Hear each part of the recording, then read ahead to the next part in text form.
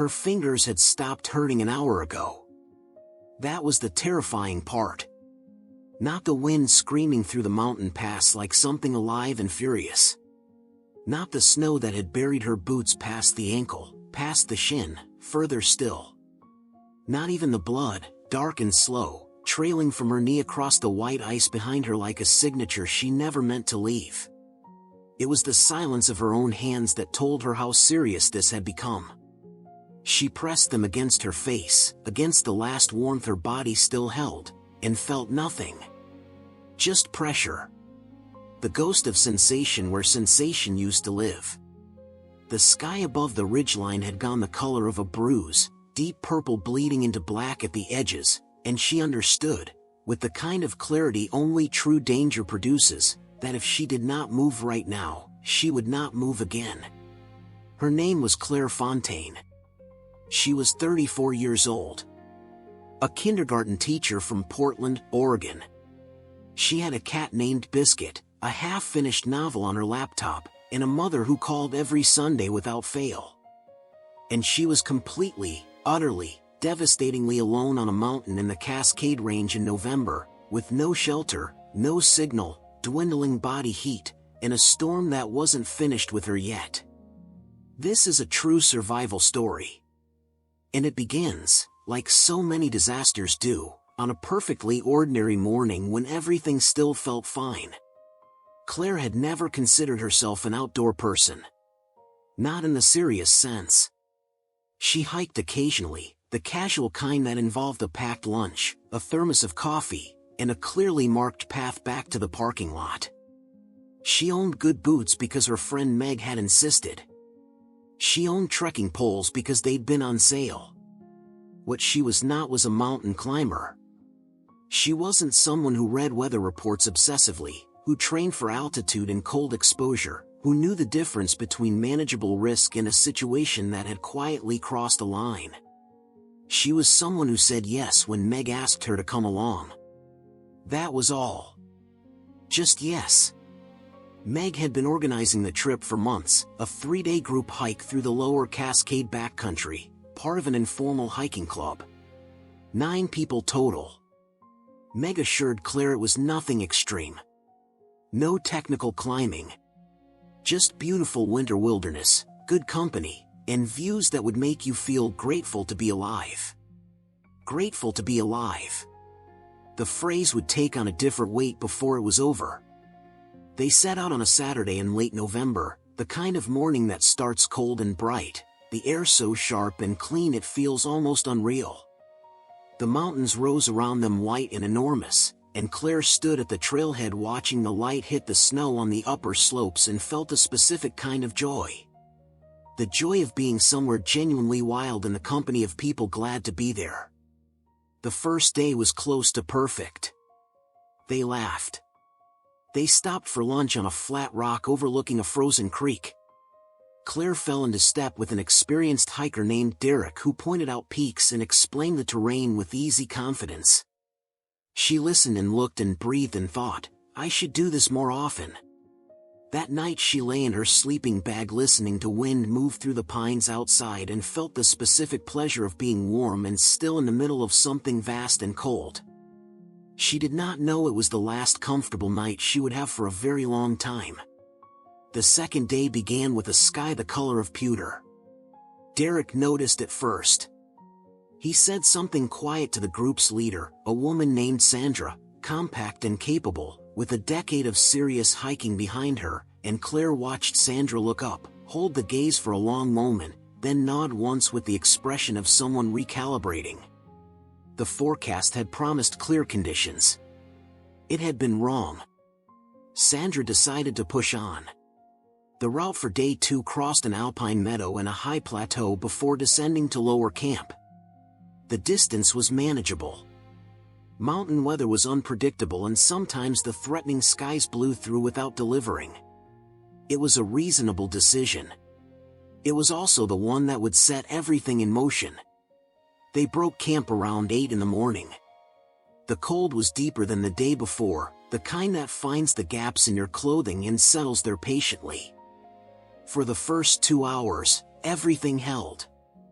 Then, around 10, the snow started. Not the gentle picturesque kind from the day before.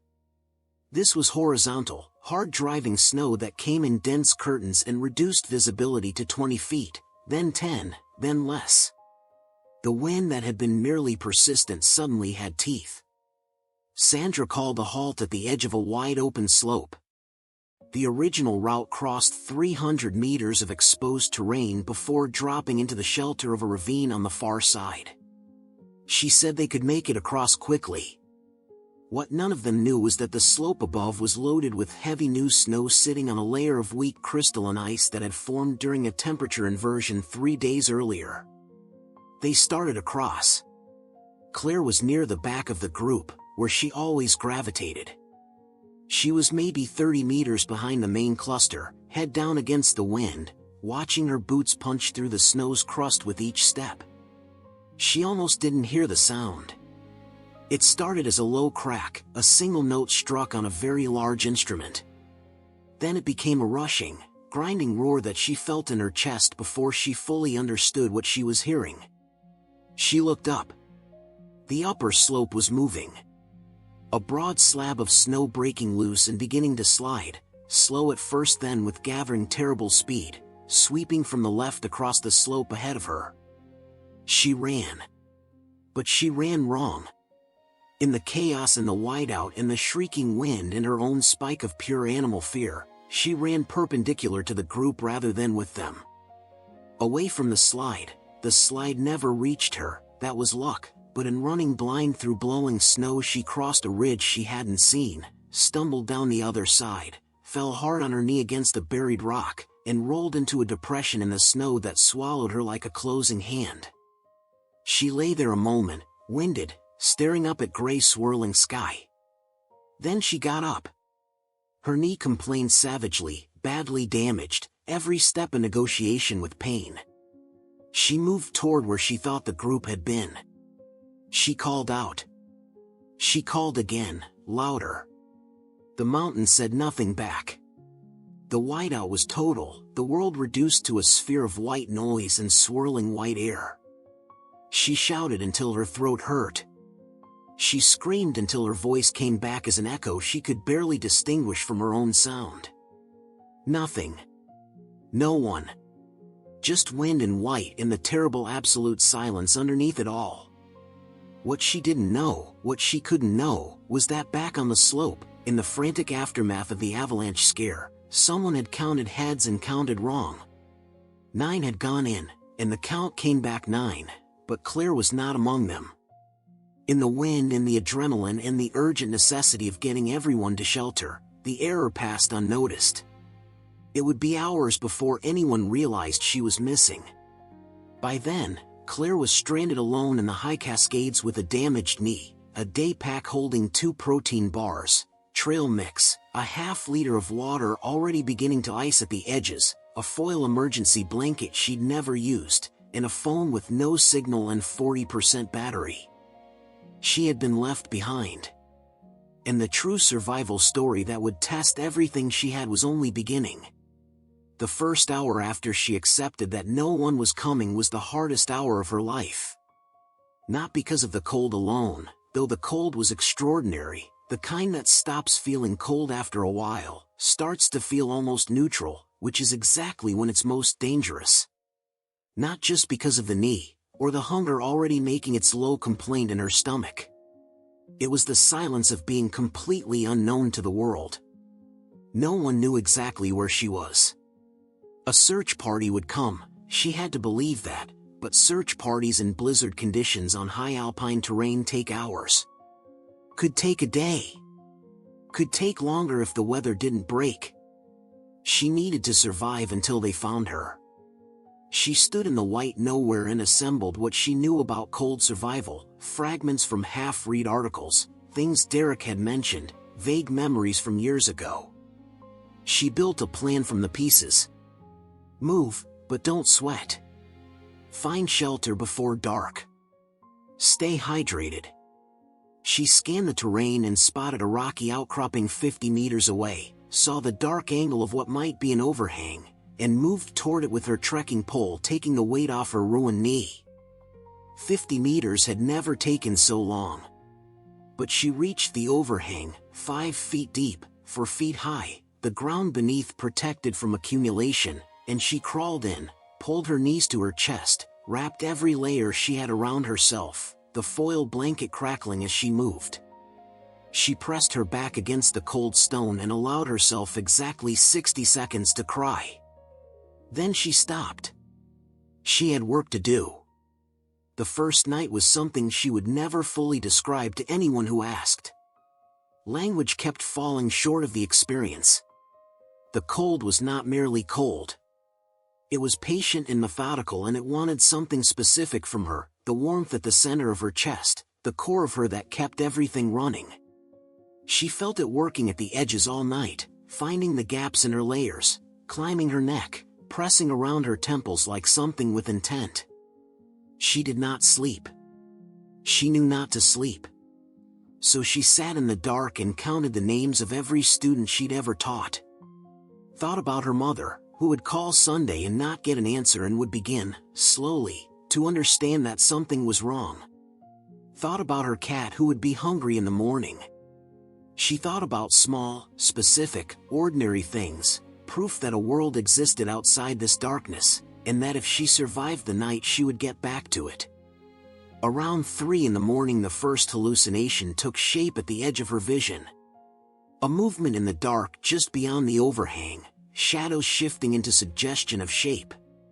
She knew what it was, a documented symptom of hypothermia and sleep deprivation and extreme stress. Knowing that did not make it less disturbing. She closed her eyes and counted to 20 and the movement stopped. But it would come back before dawn. It always came back before dawn. She made it to morning anyway. Daylight returned the world in fragments, gray ceiling of cloud first, then the outline of the slope, then the snow that had continued falling through the night and half buried the entrance to her hollow like a slow patient hand trying to seal her in. She pushed through it and took stock. 1.5 protein bars. Half a bag of trail mix. Almost no water. The dehydration headache had arrived, dull and insistent at the back of her skull, the kind that makes every thought take slightly longer, that softens the edges of decisions she needed sharp. She needed water. Her camp stove, her lighter, all of it was in the larger group pack that had gone down the mountain without her. But she had the foil blanket. She thought about the dark rock of the overhang absorbing ambient heat. She packed her empty bottle tightly with snow, wrapped it in cloth, pressed it against the deep rock wall, built a small snow wall outside to block drafts. 2 hours later she had a 1/4 cup of liquid water. Not enough. Never enough on its own. But she had made it from physics and patience and refusal. That mattered. She strung the foil blanket between planted branches above the overhang as a signal device and crawled back inside and waited for the sound of rotors. The second day was the day she came closest to giving up. Not through any dramatic decision. It came in slowly, a tide of despair that arrived with the cold and the hunger and the pain and the silence and the weight of not knowing. Not knowing if they'd noticed she was gone. Not knowing if a search was underway. Not knowing if the weather would break today or a week from today while she sat in a rock hollow converting herself from a person into a body. Her phone had died around midnight. That had taken something from her she hadn't expected. Not its practical value, there'd been no signal. But its presence. The photographs. The messages. The digital thread connecting her to everything she'd left behind at the trailhead. Without it she felt more alone than she had yet, and she hadn't thought that was possible. The hallucinations came in daylight now. Peripheral shapes. Once, clearly and distinctly, she heard her own name spoken in her mother's voice, so precise and specific that she scrambled out of the overhang and stood in the snow looking wildly around before understanding the voice had come from inside her own head. She sat down in the snow and didn't move for a long time.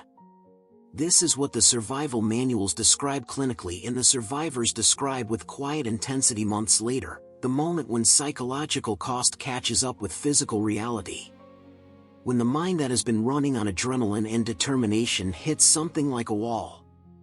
Claire hit it on the afternoon of day 2, and she looked at the white world around her and the heavy sky above and the snow that kept falling, and she thought with absolute clarity, nothing hysterical about it, I might not make it back from this.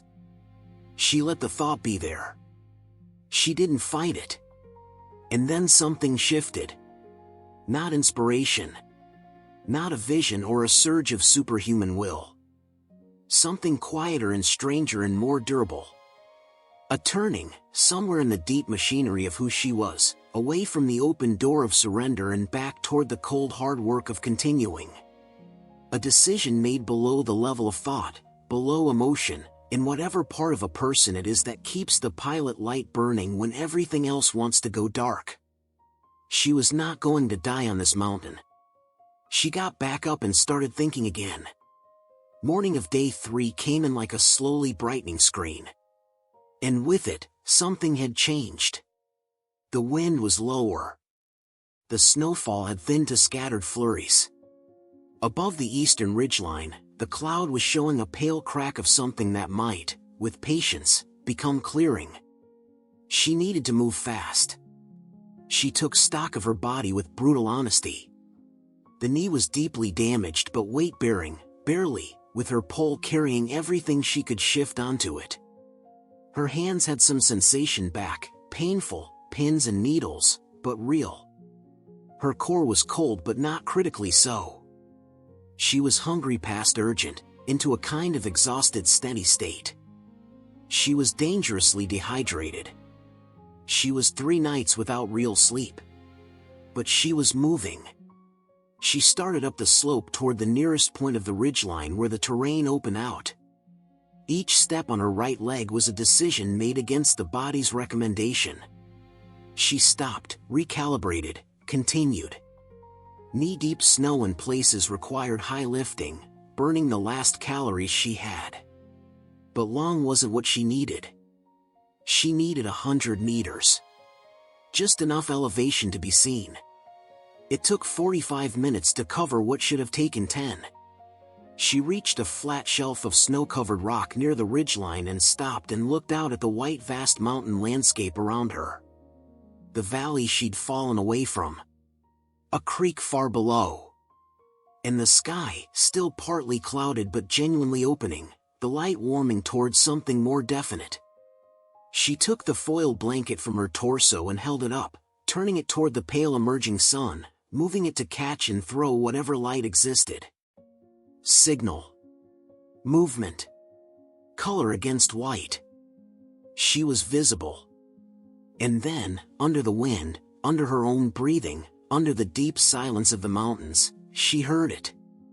Low at first. Mechanical. Rhythmic. A pulse in the air that became a sound, the sound became a direction, and the direction resolved above the western ridge with devastating slowness into a shape, red and white, a rotor beating the air into order, a helicopter sweeping the terrain in long methodical passes, moving toward her. She moved the blanket with everything she had. Both arms. Her whole body. Putting herself as completely into visibility as she could possibly manage. The helicopter continued its sweep. She could see the trajectory. It was going to pass to her north. Going to miss her by half a mile. She had seconds. She screamed. Into the open sky, into the wind, into the enormous indifferent face of the mountain. She screamed her existence at the sky with everything 3 days of surviving alone had left her. The helicopter paused. A slight deviation in its path. Then it banked, slowly, deliberately, and turned toward her. She fell to her knees in the snow. Not from exhaustion, though she was exhausted beyond description. She fell because her body understood before her mind did that it was allowed to stop now. That the impossible had happened. That someone could see her. She was left behind and she was found. She was stranded alone, and she was no longer alone. She was alive. The rescue team reached her by ground 20 minutes later. They found her on her knees on that rocky shelf, foil blanket still in her hands, face raw with cold and dried salt where tears had been. Core temperature 2 degrees below normal. Knee with a torn ligament. Frostbite on 3 toes.